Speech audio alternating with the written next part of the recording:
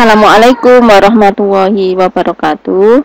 Kembali lagi di channel saya, Nur Nafiia. Kali ini saya akan membahas terkait basis data, karena saya mengajar di semester ini mata kuliah basis data. Nah, untuk belajar basis data, maka yang harus diperhatikan adalah satu, ya, materinya terkait basis data atau database.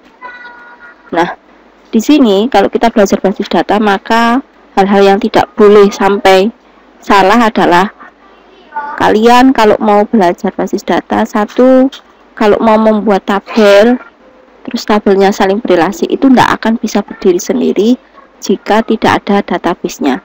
Jadi langkahnya buat database dulu, ya, langkahnya. Setelah selesai membuat database, baru kita bisa membuat tabel, ya, membuat tabel. Jadi langkah berikutnya adalah tabel. Nah, saat kita membuat tabel itu tidak mungkin langsung kita isi apa datanya, ngisi data, enggak, ya, enggak. Tapi harus membuat dulu kolomnya, membuat kolom, ya.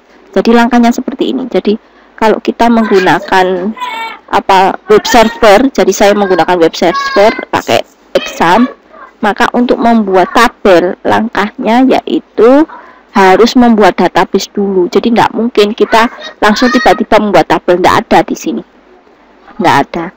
Kalau kita menggunakan web server exam, dimana saya menggunakan PHP MyAdmin untuk insert tabelnya, insert datanya. Nah, terus berarti langkahnya buat database dulu, misalkan di sini, nah, create database, misalkan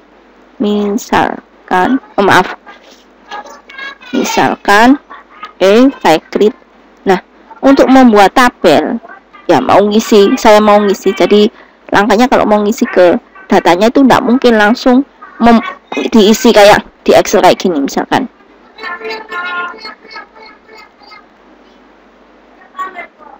Nah, ini nggak mungkin langsung ngisi ke sini, misalkan nomor, NIM, nama, jenis kelamin.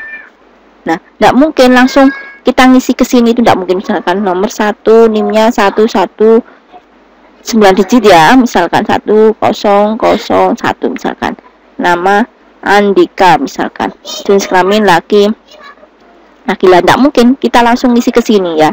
Nggak mungkin. Tapi harusnya langkahnya setelah membuat database berarti buat tabel dulu. Nah, contoh misalkan untuk membuat tabel seperti ini, misal saya menggunakan 3 kolom, berarti mahasiswa 3, kan ada kolomnya, ada 3, jadi ini jumlah kolom. Nah, kolomnya 3. Terus saya klik go. Nah, kita mendeskripsikan masing-masing kolom tersebut, intinya itu berapa kapasitasnya, kemampuan kapasitasnya, terus tipe datanya apa, nah, kayak gitu. Jadi di sini misalkan NIM tadi angka, tapi saya buat karakter, misalkan kapasitasnya 9, nah, kayak gini. Terus nama kan karakter juga, kapasitasnya misalkan saya buat sampai 50. Terus jenis kelamin, ingat saat membuat tabel, membuat database, jika lebih dari 2 kata tidak boleh dipisah, tidak boleh dikasih spasi, harus digandeng. Jadi misalkan tadi jenis kelamin, saya gandeng jenis kelamin, ya. Ingat, ya, model-model seperti ini sangat dasar, jadi tidak boleh salah, ya. Misalkan 10 atau saya buat 15. Oke, kalau sudah, terus diklik save. Oke, sudah. Maka ini akan menghasilkan kolom-kolom. Jadi langkahnya yang tadi saya tulis untuk mengisikan data ke tabel, langkahnya itu tidak boleh langsung membuat kayak gini di Excel, tidak bisa. Ya, tidak bisa. Langkahnya ya harusnya yaitu membuat database dulu. Setelah selesai membuat database, buat tabelnya dan mendeskripsikan kolom-kolomnya. Barulah kita bisa ngisi, ya. Baru bisa ngisi, misalkan kita mau isi berarti ini, ya, insert, misal Ini NIM-nya tadi 11111 9 digit ya, 001. Misalkan Andika. Andika jenis kelaminnya laki-laki. Nah, terus NIM kedua 1111002. Misalkan Budianto laki-laki. Oke, kita go, artinya dia akan nyimpan. Nah, dia ini sudah nyimpan, kita lihat aja isinya, bos. Nah, akan tampil 2 ini. Loh, kenapa kok enggak ada primer key dan sebagainya? Akan saya bahas berikutnya. Nah, tadi sudah saya bahas untuk mengisikan data ke tabel, langkahnya seperti ini ya. Tidak mungkin langsung membuat kayak di Excel kayak gini, langsung dibuat isinya, enggak mungkin. Tapi langkahnya adalah membuat database dulu, setelah itu membuat tabel, kemudian baru membuat kolom. Nah, selanjutnya saat kita belajar terkait database, basis data, maka ada istilah primer key. Nah, primer key di sini adalah kunci pembeda. Jadi tidak boleh sampai ada data yang double. Misalkan kayak gini, nanti kalau kita insert lagi ternyata NIM-nya sama, maka itu namanya redundant atau double. Ya, itu tidak boleh. Harusnya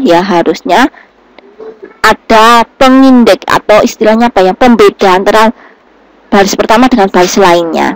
Berarti caranya gimana? Kita buat di strukturnya. Nah, ini kita tambahkan primer key yang mana kita centang. Ini kalau menggunakan plugin ya. Nah, jangan membiasakan menggunakan plugin. Nanti kalau kita belajar basis data harusnya menggunakan query atau struktur query language atau SQL. Nah, sudah, ini artinya primer key. Jadi nanti kalau kita insert lagi, contoh misalkan saya insert NIM yang sama, misalkan 1111119 digit ya, 002 misalkan. Namanya lain, misalkan Cici, misalkan perempuan. Nah, ini akan error. Kenapa? Karena sudah ada. Nah, kayak gini. Ini ya, insert into duplicate entry lah. Harusnya seperti itu. Jadi hal-hal untuk membuat database, ini error, jadi saya nggak insertkan aja. Artinya errornya adalah karena duplikat ya. Jadi primer key itu kunci pembeda antar baris data, dan nggak boleh sama ya. Jadi biar data tidak redundant atau double. Oke, sudah. Nah, terus materi berikutnya untuk membahas terkait tabel. Tabel itu nama lainnya adalah entity ya, entity. Simbolnya biasanya kalau secara teori nih ya, secara teori saya tunjukkan. Nah, simbolnya kotak seperti ini ya. Student itu berarti nama tabelnya. Atau saya buatkan ini. Entity itu biasanya kotak seperti ini. Artinya berarti dia adalah tabel atau objek. Jadi entity itu artinya adalah tabel atau objek atau benda, atau intinya ya objek. Objek itu bisa benda, bisa manusia, dan seterusnya. Selanjutnya, selain entity ada istilah atribut ya. Atribut itu nama lainnya apa? Field itu berarti kolom. Nah, atribut itu menunjukkan karakteristik atau ciri-ciri dari atribut entity. Jadi harus dipahami ya, berarti kalau kita mau membuat suatu tabel, berarti kolom-kolom itu adalah menunjukkan apa karakteristiknya atau ciri-cirinya. Jadi tidak boleh sampai kita kelewatan, oh ciri-cirinya kayak gini ya, itu dibuat dalam bentuk kolom. Jadi kayak gini, misalkan saya membuat tabel mahasiswa, berarti ciri-cirinya apa? Oh, NIM-nya berapa, namanya siapa, jenis kelaminnya apa, misalkan tanggal lahirnya berapa. Nah, kayak gini, tanggal lahir. Jadi kolom. Nah, ini kolom. Nah, kolom ini menunjukkan karakteristik. Jadi harus dipahami bahwa atribut atau field atau kolom itu menunjukkan karakteristik. Nah, simbolnya seperti apa? Kalau di teorinya simbolnya adalah seperti elip, lingkaran kayak gini. Ya.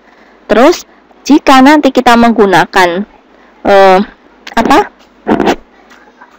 Power Designer. Jadi di materi saya pasti menggunakan Power Designer. Berarti simbolnya seperti apa? Saya tunjukkan. Nah, saya pakai ini ya, apa? Information. Nah, ini conceptual data. Misalkan, oke. Nah, ini simbolnya. Nah, saya geser. Nah, entity itu disimbolkan sama seperti kayak tabel. Nah, kayak gini. Ini namanya adalah entity. Terus kolom-kolomnya ada di mana? Langsung dibuatkan di sini. Klik kanan, properties. Misalkan tadi mahasiswa. Nah, kolomnya misalkan di sini name, nama, jenis kelamin, tanggal lahir, alamat. Maaf. Ini untuk pindah. Sebentar.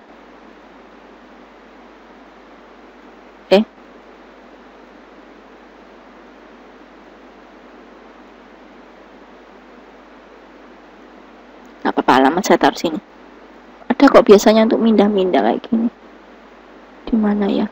Oh, ini ya. Wow, di bawah. Saya taruh. Nah, alamat. Nah, terus tadi saya kosongi tipe datanya. Yang sebagai primer gimana? Tinggal nyentang. Nah, kayak gini. Jadi, untuk membuat kolom-kolomnya langsung di sini, di dalam entity-nya. Terus, tipe datanya juga langsung bisa di sini. Oke. Ini saya nggak deklarasikan tipe data. Nah, itu terkait kolom. Nah, selanjutnya, primer key sudah. Nah, untuk membuat tabel pasti ada baris. Jadi, nanti isinya kalau di Power Designer itu tidak bisa untuk ngisi. Isinya ya nanti pada saat sudah dijadikan ke database-nya. Jadi di sini baris itu bisa nama lainnya adalah instant atau row atau tuple. Nah, ini pengertian dari basis data. Jadi kalau kita belajar basis data, hal yang harus diperhatikan adalah kalau kita mau ngisi data ke tabel, ya database dibuat dulu, tabel sama kolom baru bisa ngisi. Kalau kita menggunakan web server, misalkan kita menggunakan Navigate, nah ini kan database-nya menggunakan bahasa MySQL. Jadi kalau misalkan selain menggunakan web server, ada juga bisa menggunakan SQLioke, Navigate. Nah itu boleh ya, boleh. Lainnya langkahnya pasti sama, buat database dulu, baru tabel, baru diisi. Tidak mungkin langsung ke sini. Jadi langkahnya adalah membuat tabel itu, kalau mau ngisi kolom dulu, baru tabel, baru database. Jadi langkahnya ini. Udah, mungkin itu yang bisa saya sampaikan. Ingat, belajar database atau tabel itu kunci dasar kalau kita mau membuat program. Jadi kalau orang RPL ya paham juga terkait database-nya. Mohon maaf jika tadi sempat pindah-pindah halaman. Terus terima kasih, sekian, assalamualaikum warahmatullahi wabarakatuh.